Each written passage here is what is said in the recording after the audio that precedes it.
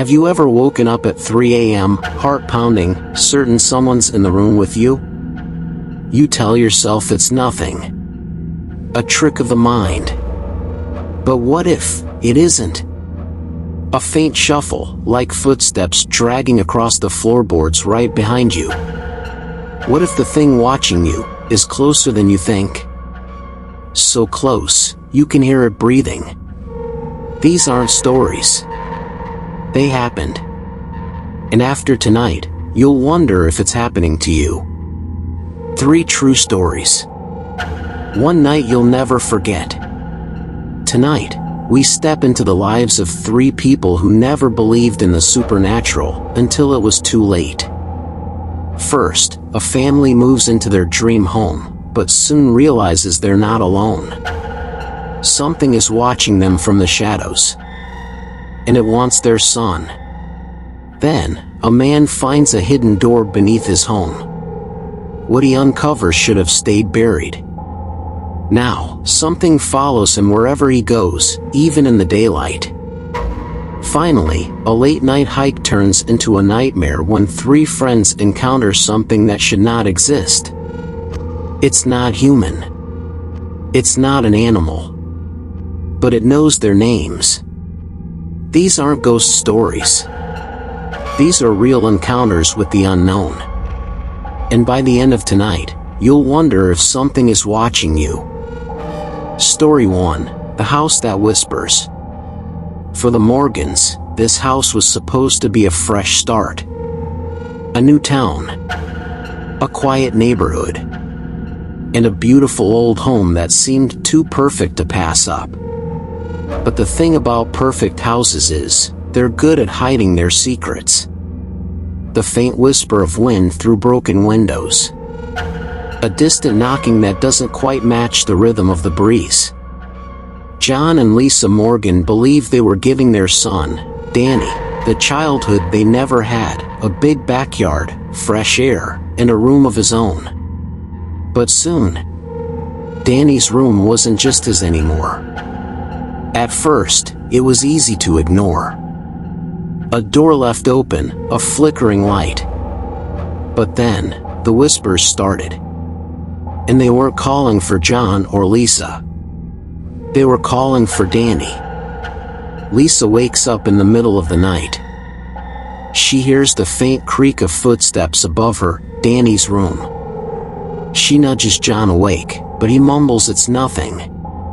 Lisa listens again. The footsteps are now coming down the stairs.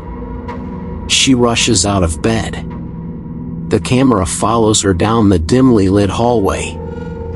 She stops at the top of the stairs and freezes. Danny is standing at the bottom, facing the basement door, his hand already on the knob. Danny had never sleepwalked before.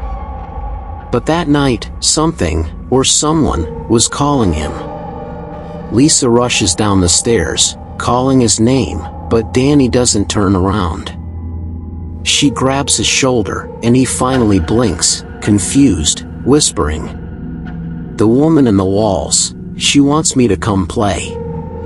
The next morning, Lisa searches Danny's room for clues, thinking maybe he's been watching something scary. Instead, she finds drawings, childlike, crude sketches of a tall, faceless woman standing next to Danny's bed. But when Lisa asks Danny about them, "I didn't draw those, Mommy." She did. Lisa pulls back Danny's rug, and her heart stops. There are more drawings, tucked beneath the floorboards. Some are old, yellowed with age. They're not Danny's. And they're not from anyone in this house. Later that night, John, still dismissing everything as coincidence, stands in the bathroom brushing his teeth. He spits, looks up at the mirror, and freezes. Behind him, in the reflection, is the outline of a woman, tall, hair hanging over her face. But when he spins around, there's nothing there. He tells himself it was just the fog on the mirror. But as he wipes the glass clean, he notices it. A handprint. on the inside of the mirror. The faintest giggle echoes as the scene fades to black. One night, Lisa wakes to a horrible silence. No creaking. No wind. Just nothing. She checks Danny's room. He's gone. The sudden, jarring sound of a door slamming shut somewhere in the house. John rushes to the security cameras, his hands shaking as he scrubs through the footage. His face turns pale as he watches. Danny's standing in the hallway. But he's not alone. An invisible force is guiding him, his body tilting slightly, as if being held by an unseen hand. His eyes are blank, and his lips move as if whispering back to whatever is leading him. John and Lisa race down to the basement, calling for their son. The air is thick, heavy. Suddenly, they hear it. Danny's voice. But it's not coming from the basement itself. It's inside the walls. Mommy? Daddy? She won't let me go. John grabs a crowbar and starts smashing through the drywall, frantic. Behind the wall is a hidden crawl space. The camera light flickers as they peer inside. What they find isn't Danny. It's hundreds of photographs, old, faded pictures of children. Some are in black and white, decades old. But in the center, pinned to the wall with a rusty nail, is a fresh photo of Danny. His eyes in the picture are black, his smile wrong. The Morgans move out the next day.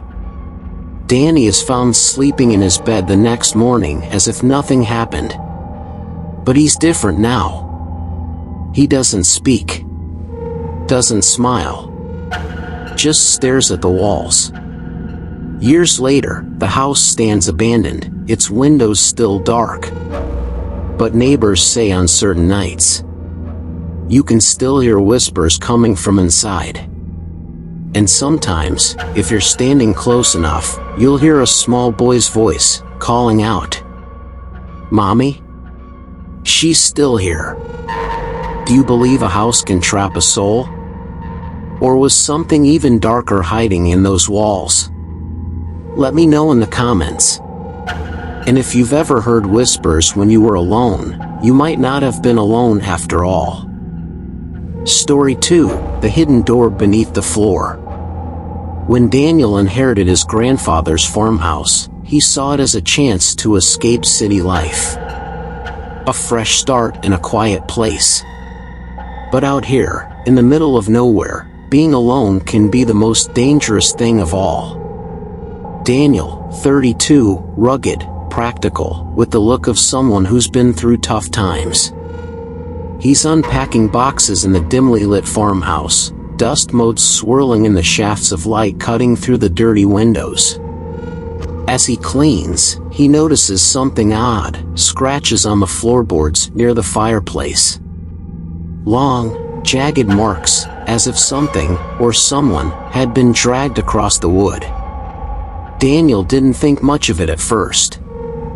Old houses creak, things settle. But when he found his grandfather's old journal, things started to make less sense. Daniel finds a leather-bound journal tucked behind a loose brick in the fireplace.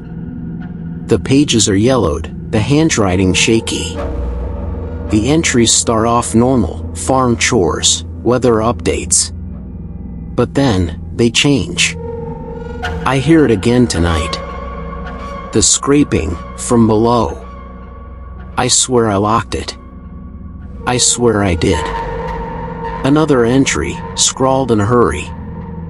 Whatever you do, Daniel, if you find the door, never open it. Daniel's face tightens. What door? That night, Daniel tries to shake off the creepy entries. But as he lies in bed, the farmhouse settles into a terrifying silence. Then, scrape.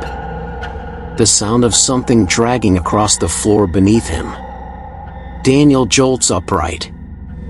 He holds his breath, straining to hear. Another scrape. This time, closer. It's coming from directly beneath his bed. Daniel, flashlight in hand, follows the sound down the creaky hallway and into the living room. The scratches near the hearth seem fresher now. The wood feels colder under his feet. The flashlight flickers as he kneels, pressing his ear to the floor. There it is again, scraping and whispering. Daniel pries up the floorboards with a crowbar, heart pounding. The wood groans as it gives way, revealing something beneath. A rusty metal door, bolted into the foundation, chained shut with thick, corroded links. The door is old, too old, with strange symbols etched into the metal, their meaning long forgotten. Daniel remembered his grandfather's warning. But curiosity is a powerful thing. Especially when the house you're in feels like it's hiding something from you. Daniel runs his fingers over the chains, hesitant. But then he hears it again, a faint voice, whispering his name from beneath the door. Daniel. Daniel. Ignoring the growing dread in his chest, Daniel grabs a pair of bolt cutters from the shed. With a deep breath, he slices through the chains. The moment the last chain falls to the floor, the house seems to exhale, a deep, hollow breath that rattles the windows. And then, the whispering begins. Daniel swings open the metal door. A wave of cold, damp air rushes out, smelling of earth and something metallic. He shines his flashlight down into the darkness, revealing a narrow tunnel carved into the ground, its walls lined with ancient, crumbling bricks. The tunnel stretches further than it should, far beyond the house's foundation. The flashlight flickers as Daniel steps inside, his breath visible in the frigid air. At the end of the tunnel, Daniel finds a small room, no larger than a closet. The walls are covered in deep gouges, as if someone, or something, had been clawing to get out. Chains hang from the walls, and in the center of the room is a single wooden chair, facing the wall. Daniel approaches slowly, his flashlight trembling in his hand. He reaches out, and turns the chair around. It's empty. But the walls behind the chair are covered in fresh handprints. Dozens of them. Some small, like a child's. Others, much larger. They're wet, as if they'd just been made. Suddenly, Daniel's flashlight dies. A voice, barely a whisper, inches from his ear. You shouldn't have opened the door. Daniel's neighbor, an old man from down the road, approaches the house after noticing the front door wide open. Inside, the place is in perfect order, nothing disturbed, no signs of a struggle. But Daniel is gone. The only thing left behind is the grandfather's journal, resting on the kitchen table. It's open to the last page, with a final entry scrawled in handwriting that isn't Daniel's. The door is open now. And it's hungry. If you were Daniel, would you have opened that door? Or do you think some secrets are meant to stay buried? Let me know in the comments below. And remember, some doors, once opened, can never be closed again. Story 3, The Shadow in the Forest.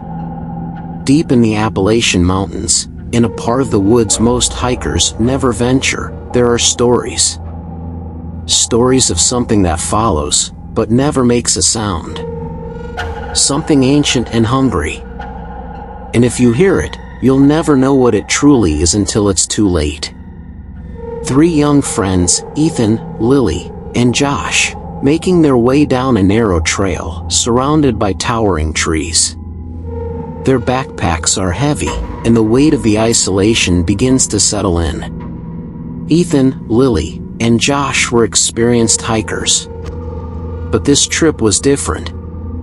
They'd come to explore a remote trail deep in the Appalachian wilderness, far from any marked paths.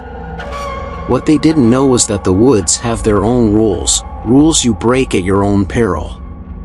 Do not look at it. Ethan laughs nervously, tearing his eyes away. It's probably just a prank. But something about the sign makes the air feel suddenly colder. The trees seem to close in around them. The first night, they set up camp, not thinking much of it. But by dusk, the forest had grown unnaturally quiet. No birds, no insects, just silence. It was then they began to hear something. At first, it was just the sound of footsteps, soft and light, as though someone was walking just beyond the firelight, but no one was there. Every time they stepped out to check, the sounds would stop. It was as if they were being followed, but by nothing. Josh woke up, his eyes wide with terror. He couldn't speak at first, but when he did, his words sent a chill down their spines. Josh, screaming. Something was in my dream, something was watching me, and it wasn't human. Lily tries to calm him, but it's clear the fear has already taken root. Josh's breathing is ragged, his eyes darting back to the trees. They packed up quickly, trying to leave before it was too late. But when they stood in the middle of their campsite, ready to flee, they noticed something disturbing. A shadow, a fourth shadow, standing among them, stretching unnaturally tall in the dim light of the fire. Ethan. Lily. Josh, come closer. They turned and ran. But the thing, whatever it was, wasn't done with them. The next morning, when they returned to town, the terror didn't leave them. It lingered, following them, haunting them from the shadows. But one of them was missing. Josh was never seen again. The last image of him is from that camera, walking into the forest, alone. But if you listen closely to the footage, you can hear something in the distance, calling his name. What do you think lurks in the deep woods? Have you ever felt like something was watching you? Let me know in the comments. And remember, not all shadows are what they seem. If you survive these stories, then you might be ready for what comes next. But beware, what you're about to hear is far darker than anything we've covered so far. These are the real-life encounters with something even more terrifying, something that doesn't just haunt the living, but seeks them out. This is not your typical ghost story. This is something far more ancient. Something that lurks in the corners of our world, hiding where we least expect it. And next time, we're diving deep into the dark unknown to uncover the truth behind one of the most chilling entities ever reported. If you dare to find out what it is, hit that subscribe button. But be warned, once you've seen what's coming, you may never feel safe again.